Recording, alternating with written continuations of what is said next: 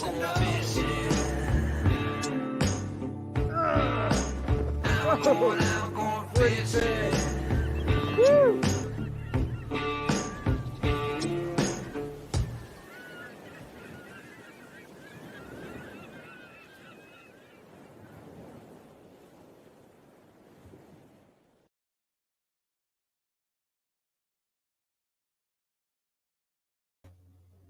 Hey everybody, Jim Sammons here. Happy New Year and welcome to the Kayak Fishing Show live. As always, brought to you by Ballast Point Brewing Company and all of our other great sponsors that you can see scrolling across the bottom. Excuse me, I hope everybody had a good, safe holiday, Christmas, New Year, all that. We're glad to get back to doing these. We're going to try and get back on that regular schedule of every Tuesday and Thursday. Remember, every Tuesday is our Jackson kayak years. Every Thursday is the Ocean Kayak year, some of our older stuff. So showing those full episodes of the Kayak Fishing Show that maybe you never had a chance to see before. For the next 6 weeks, we're really stoked that our shows will be brought to you by a band of anglers. And for the first few minutes of the show, we're going to have on our good friend Patrick Sabile, and he'll be going over one of the lines of the products of lures. So you can maybe get a little more in-depth, only about 15 minutes, but you can throw some questions up there. And if we can't answer them while that segment is going, we'll get back and answer them later. But also for anybody joining at the end of the 6 weeks, you're going to have a chance to win a prize package from Patrick.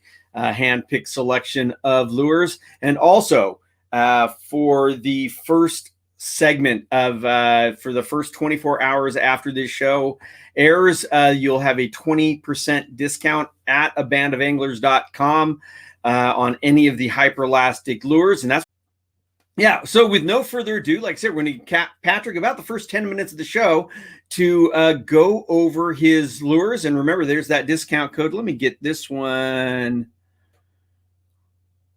off the screen so it's not still scrolling, or it is still scrolling. There we go.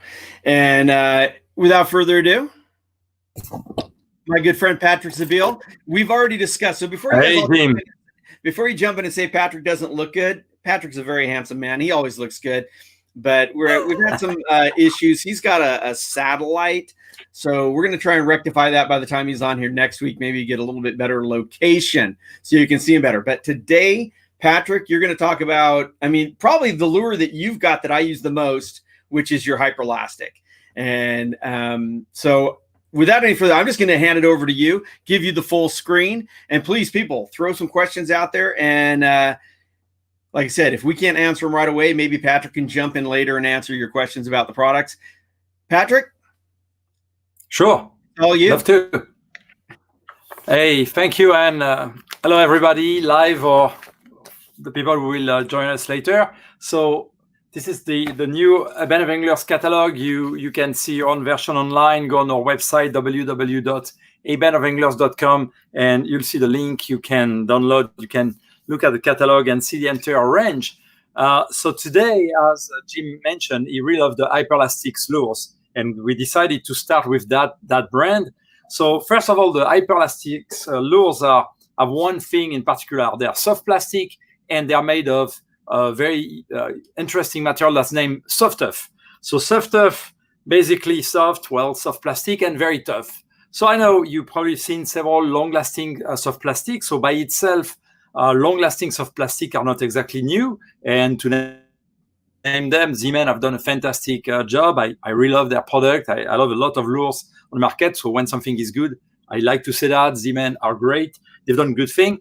When I find that material, there was a key difference that was a bit stiffer, that allows me to do more accurate finish, like fins, also holes and slots, to make it very easy to rig and to avoid for the angler the risk of not setting properly the hook. Because as you well know, when you take a soft plastic bait, when you hook the plastic by yourself with the hook, sometimes on some model, if the hook goes a bit sideways, then the lure don't have the right action, don't get straight, don't get the movement the way you want. They may even twist in the water.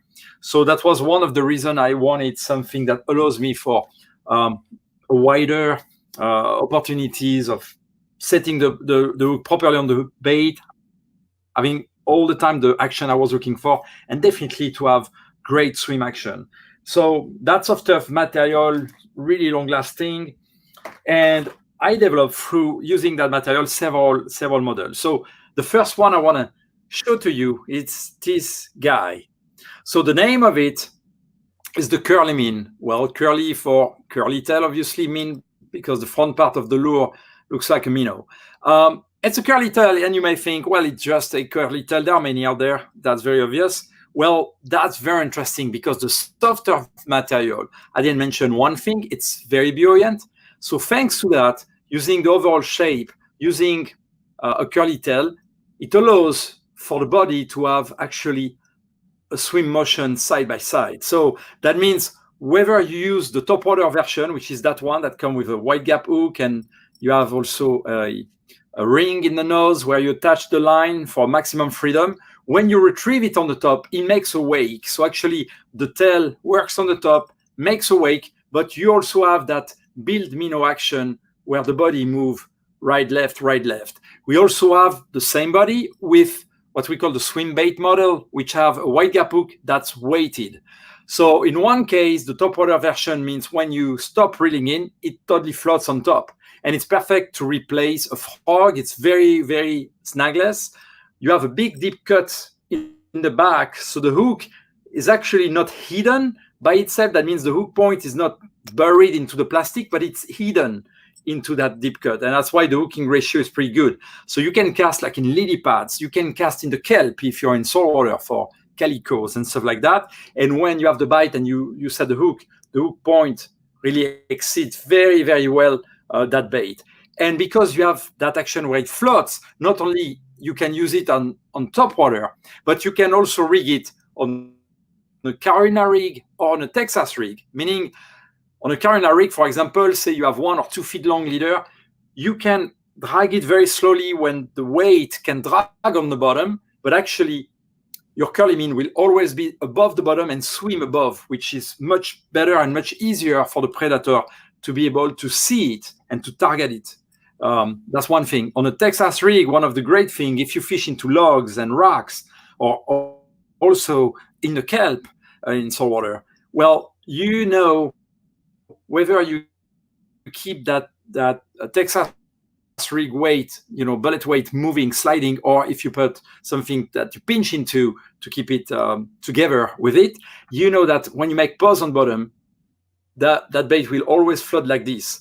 So you can have a quite fast active action if the fish are very aggressive and you want to cast and retrieve. You can jig it, make long jig, long pull, let it go down. But you can also work very, very gently on the bottom when sometimes the fish are more finicky. And a bait I'm building a very strong relationship with, especially by catching very nice bass. And I've done good on snook in saltwater. I got a good number of bites on tarpon. So a wide range of uses. And it fits very well if you want to put it on a jig head. We also have packs like this, like 3-piece. So it's very easy to replace on the original hook or to put on a bucktail or to put on a jig head. So very, very interesting bait. That's 6 inches long. That is the curly min. The next bait, well, that's the one that our good friend Jim was talking about. That's the dart spin. The dart spin like that right one. now. I like that big one. So that is the 7-inch. That is the 7-inch. But we have also we have the 5.5, which is right here. We have the 4.5. Here's a duo pack. That means it's packed with 2 bodies, so you can put them on a wide gap hook. You can put them on jig head. We have the 3.5. We have the 2.5. That's coming soon. We have not received them yet. They're on the water or in the boat, but very teeny if you have light action. So why that dart spin brings so much to the table? Because not only you have that soft plastic body with the holes and slots, so it's very easy to rig. I mean, just as an example, take that 7-inch, which is great for fishing the kelp, for calico, which is great for bass. which is great for a number of applications, snook and stuff like that. Well, with the slots and the holes right here and there, you have a hole in the nose, you have 2 holes underneath the chin, you have a cut here, you have a hole that go through from the belly all the way to the back, and you have also a deep cut also on the back to hide the hook point. So here's the easiest way to rig that bait, and that's true with all those hyperlastic lure. So you take your hook, you go through the hole, so I don't actually hook the plastic itself. Now I bring back the hook here, like that together. I just want to make sure it's well centered. And now I'm going to have the hook eye going into the hole here. So you see, it's really quick to to position the hook in place. You can fish in open water and just leave the hook point outside. Or if you fish on a more heavy covered area, just open the back and push the hook down. And that's it, the hook is well covered. Now, it's great also on jig head. It's a fantastic bait on Alabama rigs. So a lot of things you can do with the dart spin. And again, you have that huge benefit that on on the front part of it, you have the soft plastic body that's long lasting. And then there's a spring that's inside the plastic, not one we can screw, because that material is very difficult to screw into it. So actually I have a patent for that. We position that spring into the mold and then we inject the plastic.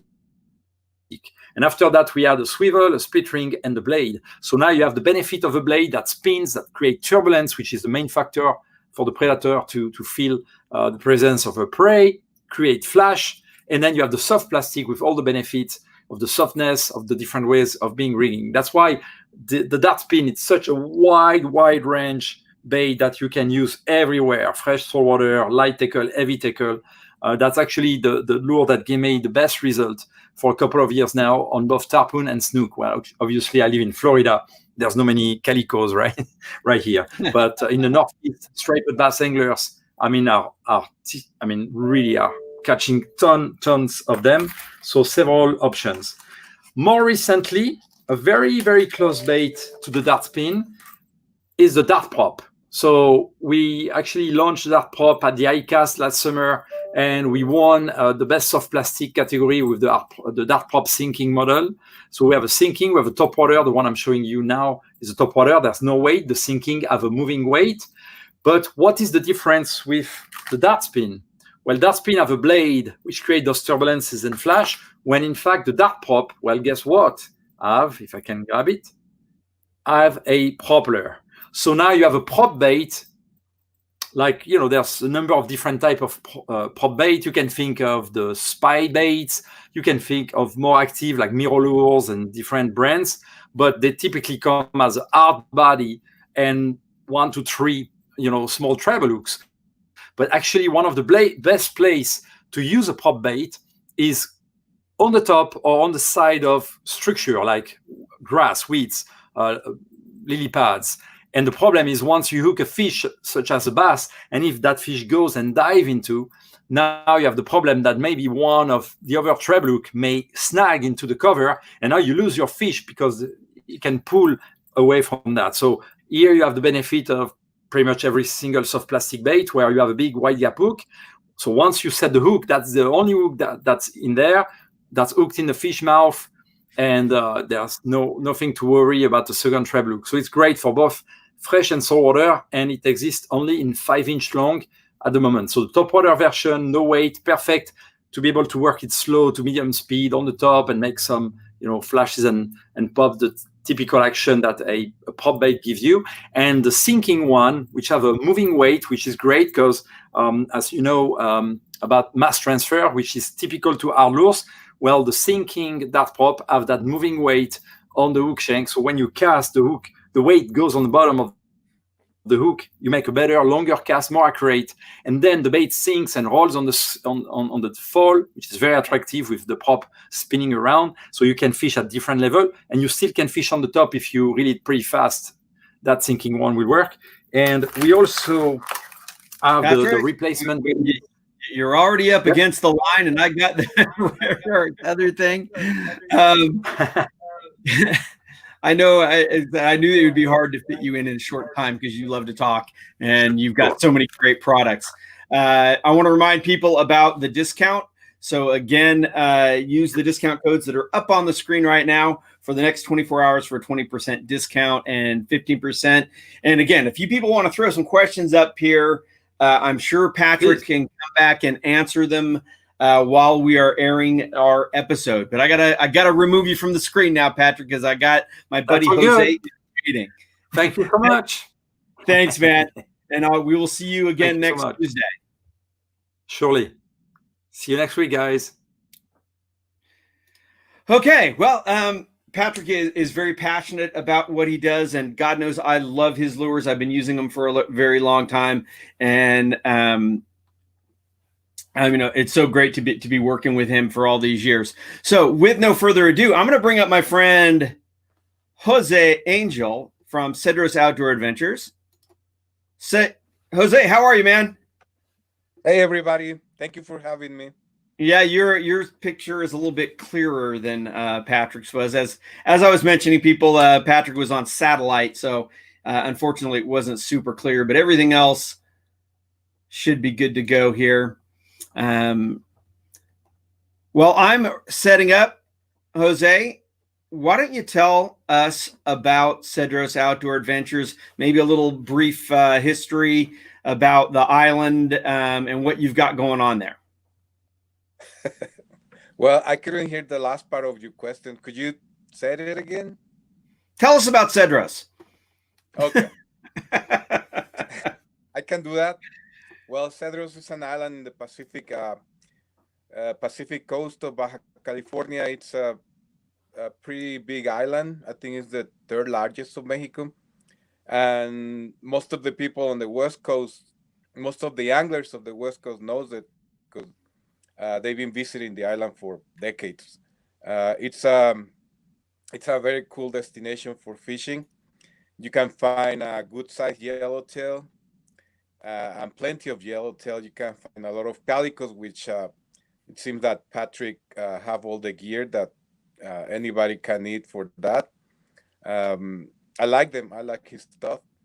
And well, the island is also well known for other species like dorados and halibut, yahoo sometimes, and white sea bass. There's several. There's at least like 10, 15 species that you can catch over there. We don't have pelagic. We don't have like marlin or anything from the offshore because it's a very shallow location compared to other places. But it's a good fishing for those of you who want pretty much consistent action. And well, the best thing of this location is that, on my point of view, is that you don't have to go that far to fish. You can start fishing 10 minutes from the lodge, basically. And I'm talking about a 40 to 50 pound yellowtail or the calicos within minutes too. Yeah, I mean, I caught a yellowtail there on one of my trips right against the island. I mean, the fishing there is incredible. But of course, for us, one of my favorite things, of course, is to go for the calico bass because it doesn't get hammered like other places. You don't have half-day party boats going out there and hammering the calicos all the time. So you really have the chance of catching not only numbers, but a real trophy calico. Yeah, and that's I think that's one of the things that attracts a lot of people, that you get plenty of fish, you get a lot of action, of course. A lot of people like to set their schedule for the day, start with yellowtail because it's the more intense, more energy demanding, and then in the afternoon they go out fishing for calico, which is a little bit more relaxing or less energy demanding. They're smaller, of course. The other thing I like to promote about the island is that well, our location in general, the whole island is very nice. It's beautiful. There's not a lot of development nearby. I think it's one of the most remote locations in Mexico in Baja California, for next to civilization, let's say like that. And for that, the the fisheries are very healthy. They haven't been hammered by commercial fishermen, by commercial companies or anything like that, and actually is protected from um, outside companies to fish on the island. So that gives us many incentives to keep protecting it, and also I don't know. I like the environment, thinking that it's gonna be stable in terms of fishing quality for a long time. Yeah, it's an amazing place. I mean, I've been lucky enough to go there, I think 4 times or so. Now I've been there to visit you. I've been there on a couple of mothership trips actually, Yeah. which were pretty cool. I went with one on the Islander. I went on one with the Q105. That was the first time I was there many years ago. And like I said, I mean, to me, the big addiction is always the calico bass fishing. But I've also been there on those insane, wide open, big yellowtail bites that are just nuts. And because it's an island, there's generally someplace to hide. If the weather does turn sour on you, if it does get windy, there's a lot of times someplace to hide. Of course, I was there the one time a hurricane hit it, or I was supposed to go the one time a hurricane hit it, and I had to cancel our trip. Yeah. Zachary Thomas actually or Zachary Clift, I'm sorry, says, is the airport open yet? And that's kind of a good question. How does somebody go about, I mean, it's an island. How do we get there? We were lucky enough on this episode, we did a road trip, and you guys picked us up from shore with our kayaks and took us out there. But how do people get there? Yeah, that's a very common question about the island. All of our anglers get there flying in, usually from the Ensenada, from the U.S. The airport is a work in progress. We're still confident that by the beginning of the season, which is late June, early July, the airport will be open and functional. We're working on it. We're following up, and I'm pretty confident that it's going to happen. Did something happen when it got closed? I mean, what happened to the airport? Yeah, the airport has been closed for safety reason mostly. I think like 8 months for now. Wow. They haven't been able to put together the resources to fix it properly. The last thing we're doing is giving some very fast repair. And as far as I know, as soon as the Mexican FAA opens their offices in Mexico, they'll be granting the temporary permit for 6 months. That's where we are now. We're just waiting, maybe next week, something like that. The permit will be issued, and commercial flights will be able to go into the island. We're expecting that during that time, from now to June, there's gonna be the proper amount of money to fix it. I mean, like making it like new. So, so normally if somebody books a trip, and I know you've got a couple different options, right? They can, but when I went the one time you picked us up here, we drove down to, excuse me, Ensenada, jumped on a commercial flight and went over. Yeah. That is one of the options. And then you also have a private plane, right? Correct. Yeah, those are two options that you can choose to get to the island and fish. One is, as you say, we picked you up in San Diego, drive you down to Ensenada, and from Ensenada you take a plane 1 hour and 40 minutes flight to the island on a Cessna Grand Caravan for 13 passengers. Those are nice planes, very well maintained. And the other option we offering is flying directly from Brownfield Airport in San Diego straight to the island. That flight is 2 hours maybe, with a quick stop in either San Felipe, Tijuana, or Ensenada, depending on weather conditions and captain decision. We're thinking about a third option, maybe to start offering depending on the market, is flying from CBX, the bridge to cross the border from the U.S. into Mexico. It's a very convenient way to go across the border. It's I believe $15 you pay to go across, and it's a really good option for those of. I mean, it's an intermediate. It's in the middle of between the flight from San Diego and the flight from Ensenada. I like to see it that way. Different pricing, these different dates, and all that. You can check all of that in our webpage. Awesome. Well, with no further ado, I'm going to bring the episode up. And like I said, what we had done, and this was several years ago, we had done a road trip with my daughter, my friend Sean, and then a couple other guys came down and joined us a little bit later.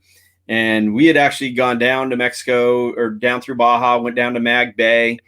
Our Mag Bay trip was kind of sketchy, and we called Jose and said, "Hey, Jose, can we show up a few days early?" And thankfully was kind enough to accommodate us, had a boat meet us on shore. And what was that, like an hour boat ride? Something like that. About an hour.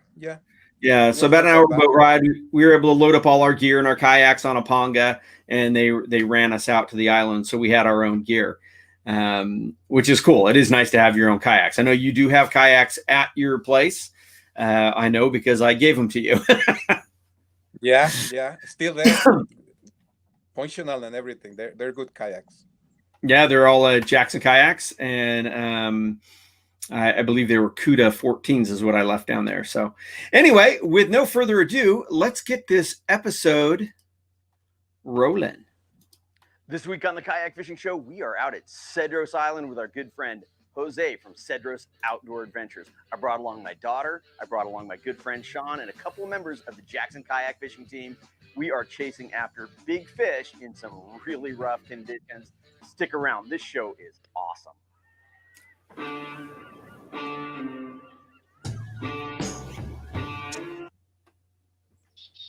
Oh, now am I going to have problems?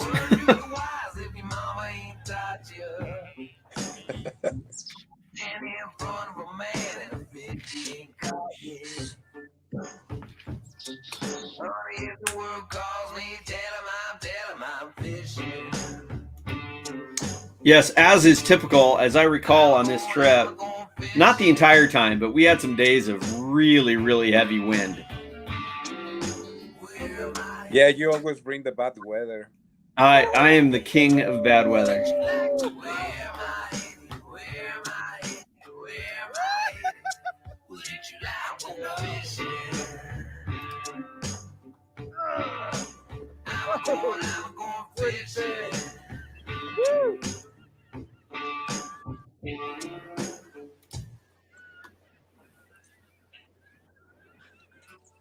This week on Jackson Kayak's Kayak Fishing Show, we continue our 3-week road trip down the coast of Baja, Mexico. Today we're headed to Bahia Tortuga to catch a ride to the island of Cedros, where we're hooking up with Jose and the gang from Cedros Outdoor Adventures. This week we're on Cedros Island with Cedros Outdoor Adventures. We have visited the island a couple of times, once on a motorboat trip down, once on a fly down, and then we did it again on our road trip. Yeah, we actually just crossed over, driving over 1,000 miles. So rough roads, a lot of vibrations. So it's always a good idea to pull over every so often, check your kayak straps. Last thing you want is anything flying off. After a 2-hour drive down a bumpy dirt road, the guys arrived safe without too much damage. Just the Mexican jumping pistachio. However, in true road trip fashion, they're hours late and their ride is nowhere to be seen. Well, we've got to Punta Eugenia, and this is where we're supposed to get a panga out to Cedros. But we're not 100% sure, and we came in a couple days early. So our contact, Jose, is not here. He's not going to get here until tomorrow. So we're not exactly sure who we're hooking up with. He said something about a gate.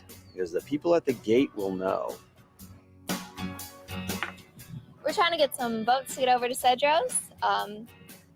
We were expected 2 hours ago, so we're late. So we're not sure if the boats left us or if there were any boats at all. So we're just trying to get back over to the island.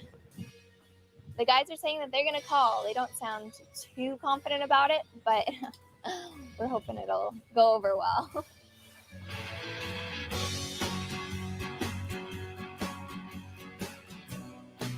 With the help of friendly locals, calls are made and finally the boats arrive. But winds have picked up and it's gonna be a bumpy ride.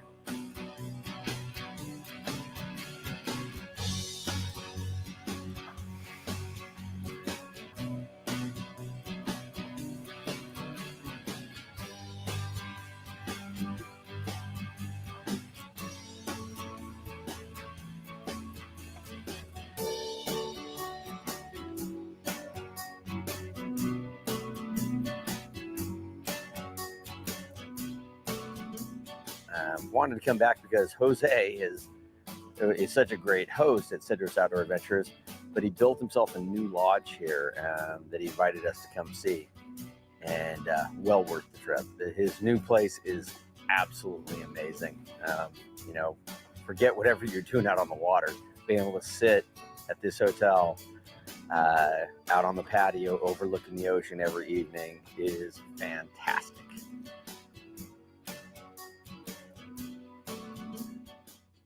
When we come back, Jim, Sean, and Kirstin get on the water. Time for some epic yellowtail and calico bass fishing off the shores of Cedros. Day one, Cedros Island. It's a good thing. Love it out here, man. So, where'd you go? You had dropped out for a little bit there, Jose. You still there? Yeah, I'm sorry, something going on. Yeah. It's the day of bad connections. So, I mean, we just briefly showed your place, and I mean, a long cry from where we went the first time we went with you, because originally you were using a local hotel, right? Yeah. And Not well. And now, well, I just, now that I saw the images that you on those. How many years ago was that? Like 5? that we did this trip, Yeah. at least 4. Dang. Well, it's maybe very 5. different now. Yeah, you should see a lot of changes. We've been build cabins and build more stuff over there that it looks much better. Well, how can it look much better? It was absolutely beautiful. You'll I mean, see. the whole place was so cool. You said you've added cabins. So how many people can you accommodate? Right now we have 28 beds. Really? Yeah. Remember, you have the main building over there, and we built 2 more cabins. We put 3 beds on each of the rooms. On the main building is 8 rooms. So you have 24 beds over there, and plus 4 on 2 and 2 on each of the cabins. We have a few plans to stop. Of course, that a lot of plans, like many people, have been stopped by the pandemic, and we haven't been able to do much this year. But I mean, the changes that you will see from the last time that you were there, there's gonna be a lot of surprises for you. You're gonna like it. I can't wait to go back. And I was actually talking about some friends about seeing how we can get back there. When and if we ever are allowed to open things back up again, right? Yeah, I know. Everything is in the air. But to me, this was such a special trip, because when I started planning the trip, it was to do a road trip down Baja, and we only did like 2 weeks. And quite honestly, if you want to do a real good Baja road trip, give yourself a month, because there is so much to see, so much. I mean, I love the Baja. But when I started planning the trip, my daughter told me, I mean, didn't ask me. She told me that she was going to come on the trip with us. And so I was like, oh, that's cool. And she ended up catching the biggest fish on the trip. I don't think that's in this episode. It's on the next episode, because this is actually, we've got 2 parts. We'll finish this one up next Thursday or next Tuesday. So anyway, let's keep her rolling.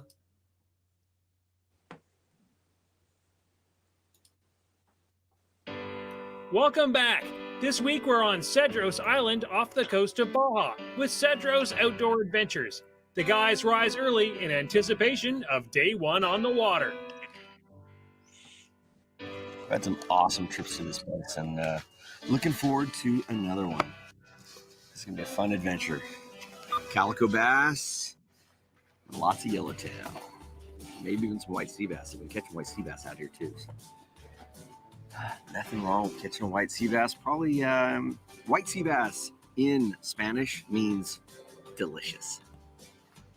You know that, right? Delicious.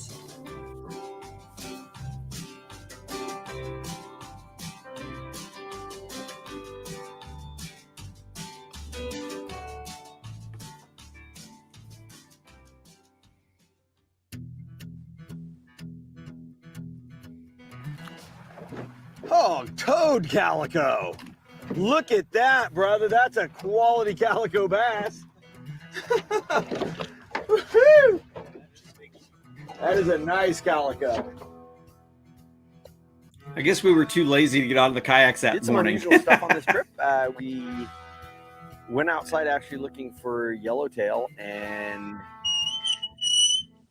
in the process, we're throwing iron and whatnot, and came across calico bass. And I've never really caught that many calicos out in 80, 90 feet of water. But that's what we were catching, and it was every cast. I mean, I love the calico bass fishing here at Cedros, always have. That's why I personally like to come back here, is because I love the calico bass fishing. Wasn't expecting to get it out there in that deep water, but we got into a flurry of these fish, and it was every cast. My hand was just beat up. The technique we're using for fishing out here is called yo-yoing. Basically using a heavy iron lure, drop down to the bottom, and just grind it up. I see some people yo-yo sometimes and start to get a little lazy, and that won't do it. You got to get that action like it's a fleeing bait, and that kind of excites the prey. You cannot wind faster than these fish can swim. So you can grind it as fast as you want. That's what you need. Yo-yo fishing means it's a lot of work. But that's what gets those fish fired up. That's what's going to get you bit. Dang it.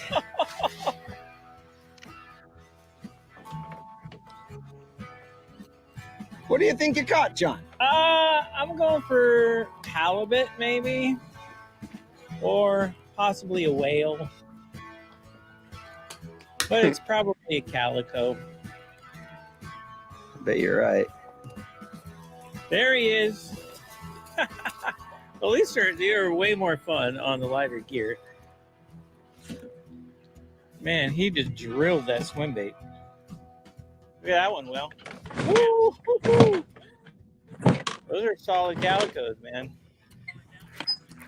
Oh, there we go. There's nothing wrong with just having a day of catching, though, Yeah, I mean, look at that. Another little kitty. Off you go.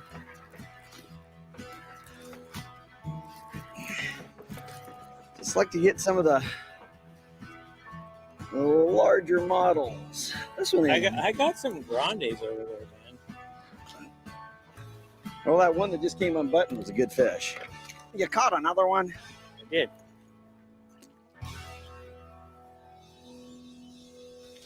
But it's a calico. That's a better one. Yeah, a little chunky. We've had a fun morning so far. Stick around after this commercial and see if we get some of these yellows.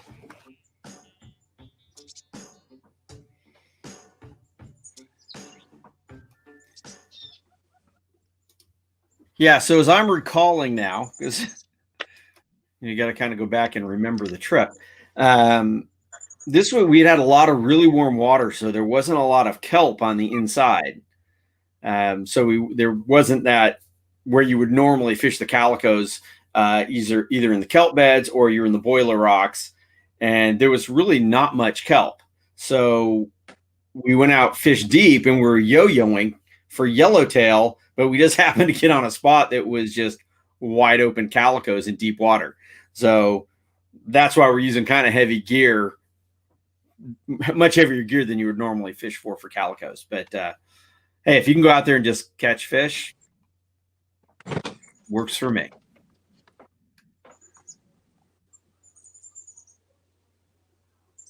Cedros Outdoor Adventures, and so far, Jose and the gang have yet to let us down. All morning I was catching little calicos on my big pelagic stuff, and I was like, I don't want to switch because that's when I'm going to catch something big. And I switched, and that's when I caught something big. And what's really ridiculous is this was on a little swim bait that had no tail left. I was telling Mike it was time to throw it away, and as I was reeling it in, it just got destroyed.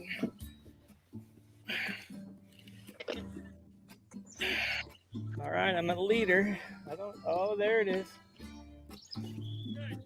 I got a nice yellow. I mean, a really nice yellow. Nothing huge, but for a bass rod, I will totally take it.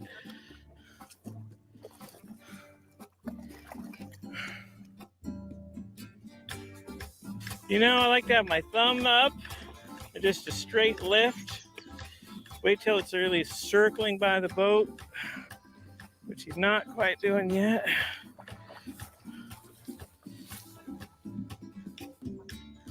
My radio's dead, Jim, but you can see, look at that, he was on this tiny, chewed up little swim bait that was used for calicos, and I finally get the yellowtail I've been looking for all day. So the Sebile soft swimmers have a variable weight system, so you can put on as many weights as you want on. But the weights I have are for the bigger hook.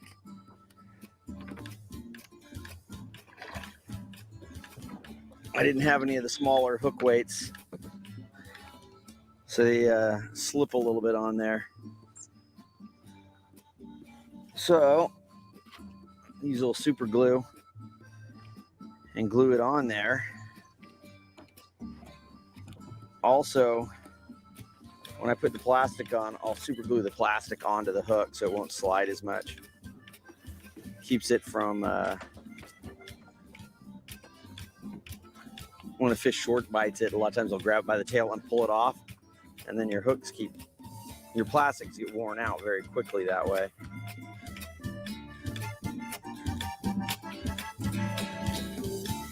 This guy came out and slammed it right up against the side.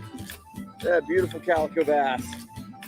With an amazing first day on the water coming to a close, time to head to their home away from home for the week, the spectacular Baja Magic Lodge, high on the cliffs overlooking the ocean. My name is Jose Angel Sanchez Pacheco. In Mexico, we have two last names and two first names.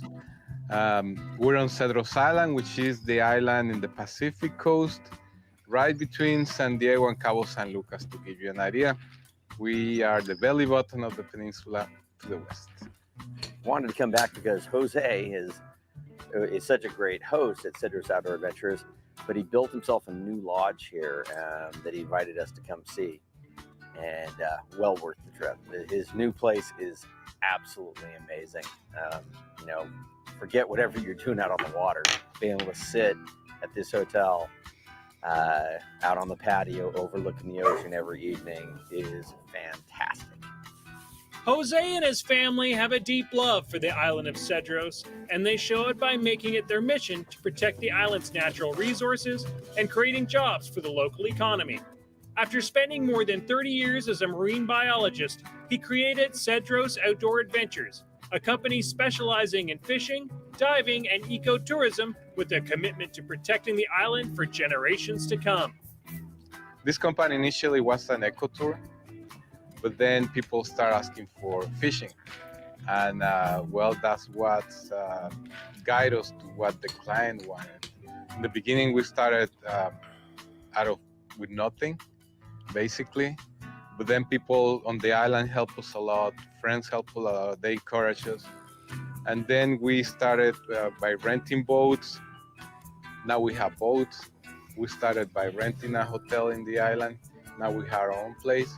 So we've been growing with the business, and also we like to think that we're also helping the community to develop new economic opportunities, and that's between us and the other companies that do sport fishing on the island. We are promoting that as an extra activity. I'm sure that by now sport fishing on the island is the third largest economy of the island, and we're bringing a lot of income to local people. Little ballast point there. Stay tuned. When we come back, Jim and Sean are joined by two up-and-coming kayak anglers, Adrian and Jared, who are here to prove that they can keep up with the big boys. It's more like the old boys. So I guess I need to add you back on. Jose, you said their sport fishing is the number 3 economy there. What's number 1 and 2? Well, number 1 is the salt company. They're transporting salt from the island everywhere in the world. The other 2 is the fisherman cooperative. They, of course, they have big money products like abalone and lobster, so they're pretty strong economically. And now the ecotourism or the sport fishing companies, that it is 4 of us on the island. Oh, really? There's 4 now.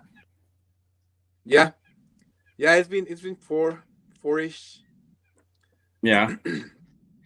That's always the funny thing, is because it is so dry there that there's just mountains of salt. So they actually they bring the salt from the mainland out to the island and then ship it from there.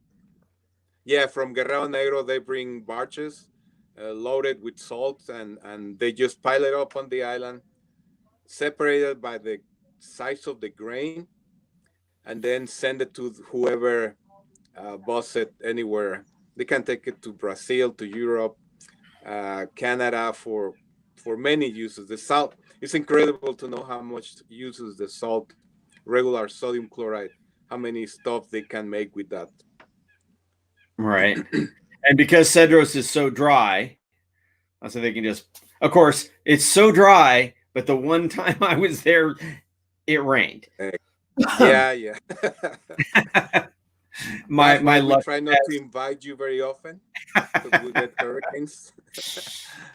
No, but it's I mean the and I should mention also that the other reason I like Cedros a lot and why it's a good destination to go is because of the weather. The weather is so mild. You tasted a little bit of the wind, but it's really not hot. It's really not humid. It's really not windy. And if it's windy, we always have one side of the island where we are able to fish all the time. So basically, when you go to Cedros, you have the 99% chances of going out fishing every day, and that's a good plus when you come to the island to fish. And also, I mean, I know you said you originally started out as an eco tour kind of things, and as a kayaker, I think kayakers are very in tune to that sort of thing. Just to paddle there, the island almost feels prehistoric and volcanic, and but the seals, the sea lions, the elephant seals. I was very surprised to see elephant seals, and I mean it's just such an amazing place just to go paddling. Well, I think that if you can convince Jackson to make some translucent kayaks to see underneath, that will be a hit.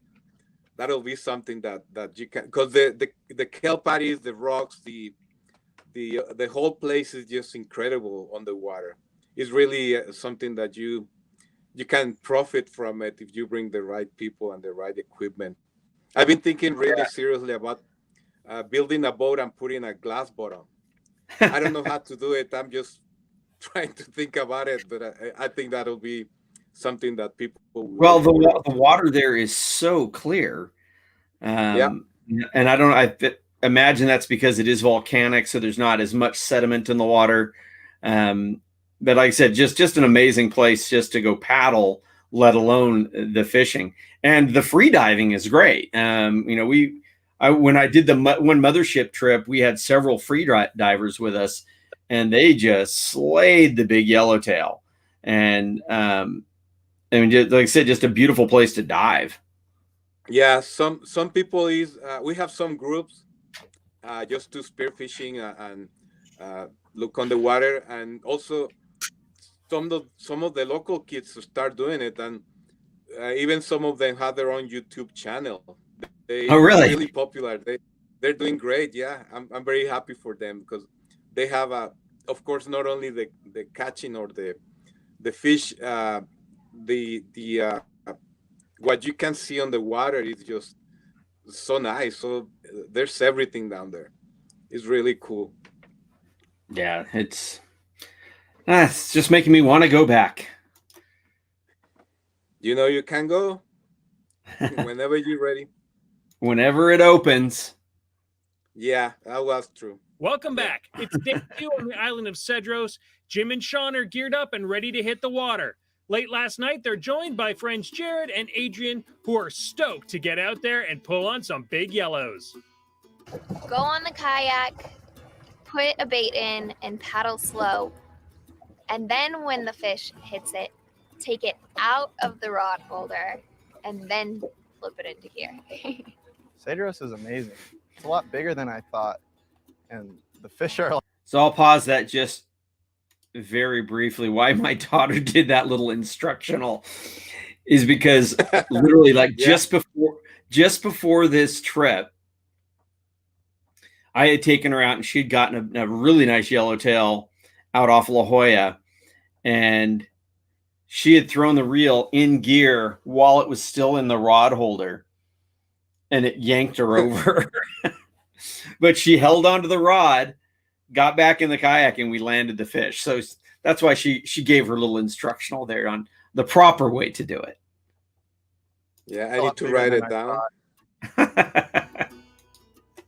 Well, I was paddling the Jackson Kayak Kraken, my signature boat, but we designed that thing to excel in big water. So it handles that slop and chop and movement and just continues to glide. I was paddling it the other day in just a ripping current, and I felt like I had a motor on behind me. I mean, the boat is so fast. It's such a good paddling boat. Anybody who enjoys paddling would enjoy the Kraken. And then the fishing stuff is all just bonus, and it's designed really well for fishing.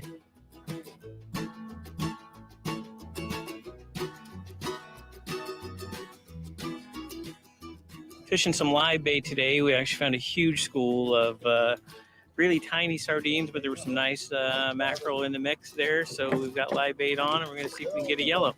Well, I wish I had my drift chute with me. That definitely helps you in the wind. Slows down your drift, makes it more fishable.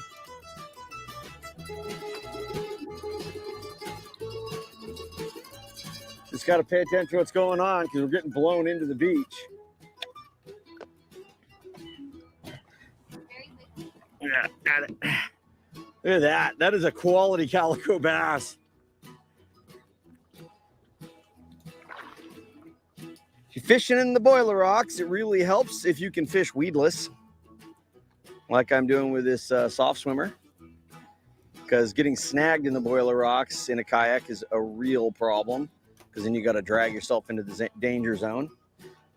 You always want to stay aware if you're in really true boiler rocks where there's a lot of surf action, because sneaker sets can come through and take you out. So I always keep my paddle in my lap. You know, I generally don't slide it up front when I'm fishing the boilers. Always keeping an eye over my shoulder. Generally try not to turn my back on the waves. I'll be sideways to a wave, so at least I can only have to do a quarter turn and not a full half turn to get myself going back out. The main thing is just like any kind of fishing is, you got to get in there in that structure, and calico bass, they love to be in that structure. They love to be in that turbulent water. So you got to be willing to toss the lure in there and get in close enough to do it. Drop the jig down because we're metering fish, and we saw them in the same spot yesterday, and jig up and down and not getting any bites, and then all of a sudden this thing hits like a freight train.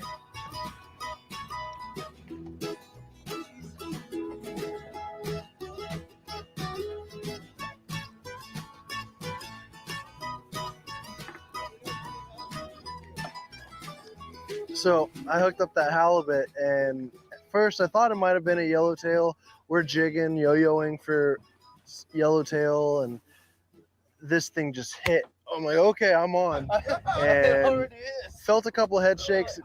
Didn't quite feel like a yellowtail, but I knew it was a big fish. It was pulling me pretty hard, and just started winding on it. I got this rod drag set down tight, so I'm just winching it in, and it's not pulling a whole lot of drag. After a little while, I kind of gave up, and the next thing you know, there's this big barn door halibut at the end of my line under the boat, and we're freaking out like, oh, we got to get it in. And Sean got a perfect gaff shot on it.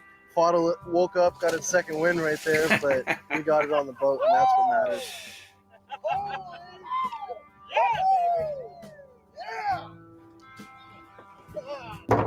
That was a big fish, beautiful fish. Good job, amigos. An incredible day ends with a bang. The guys have hooked dozens of calicos and end the day off with a monster halibut. Time to head in, carve it up, and have a feast.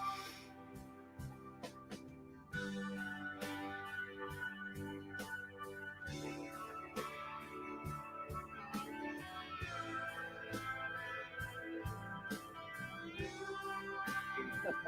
doing a great job. It's hard to cut a fish that big.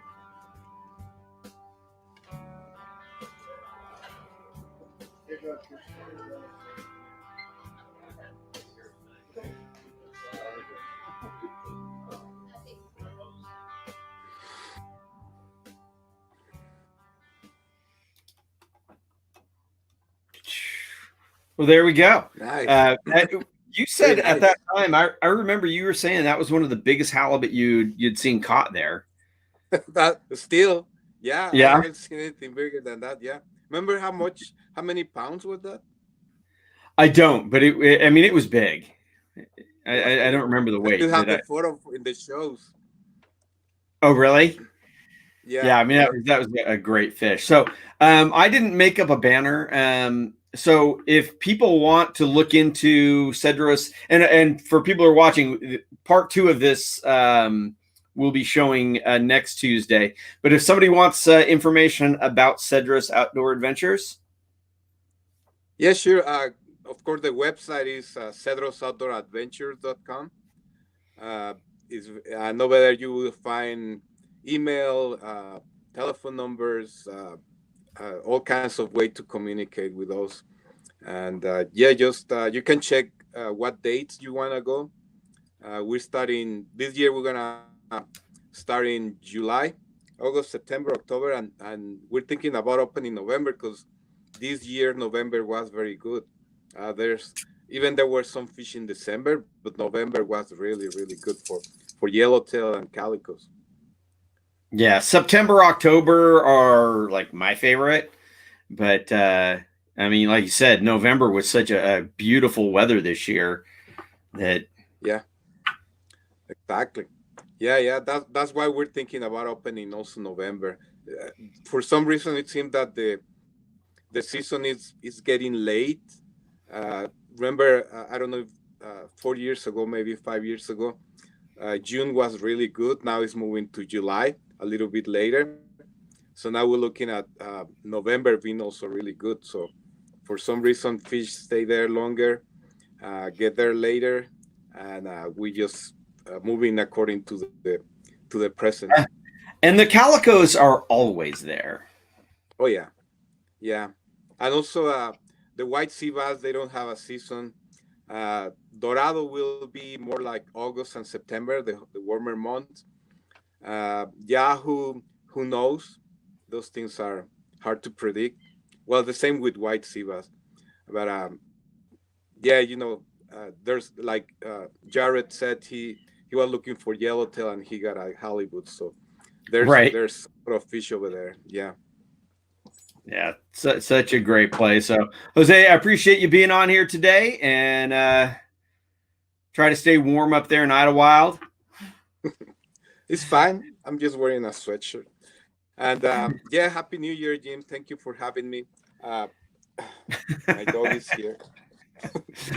Well, we're dog lovers here, so thanks. And you know what? I see Patrick Sabile is still sitting there. Of course, I was watching the episode with a lot of interest. I was thinking, well, maybe sometime I join both of you and have a great time on this beautiful Cedros Island. That would be amazing. Yeah, try not to come where Jim comes. So Patrick knows all about bad weather. I sat in his house in Florida during Hurricane Sandy. Yes, I believe that. Yes, he knows all about me bringing the bad weather. So I'm going to throw this up there one more time. The discount code. 2 or 3 days long with that hurricane. But then we have a lot of good discussion. We did good video indoors when the wind were hurling outside. Yeah, we always have a good time. But for anybody who's still interested, the discount code for at bandofanglers.com is on the screen there. So 20% for 24 hours and then 15% until we're back on next week. Thanks, you guys. I really appreciate you being on here today. It was a lot of fun. Patrick, let's get you a better signal. And you guys take care. And again, Happy New Year. Thank you, Jim. Thank you so much. Happy New Year, everybody.